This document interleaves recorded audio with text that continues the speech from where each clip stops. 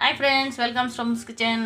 வாங்க, இன்றைக்கி எங்கள் வீட்டில் லஞ்சில் வந்து இன்றைக்கி மோர் குழம்பு செய்ய போகிறேன். அதுக்கு வந்து மோர் வந்து ரெடி பண்ணி வச்சாச்சு. இப்போ வந்து நான் இதுக்கு தேவையான பொருளெல்லாம் வச்சுருக்கேன் பாருங்கள். காஞ்ச மிளகாய், கடுகு, உளுத்தம் பருப்பு, கருவேப்பிலை, பெருங்காயம் வச்சுருக்கேன். கடுகு போடுறேன். இப்போ இதில் வந்து தாளித்து கொட்ட போகிறேன் நான்.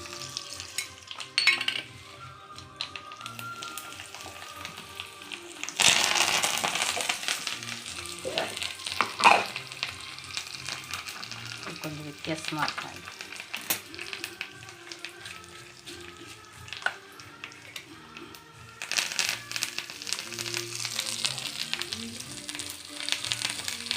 இது வந்து புதுசாக சின்ன குட்டி அகல் மாதிரி இதில் தாளித்து நம்ம மோர் சட்டியில் அப்படியே போட்டுருணும்.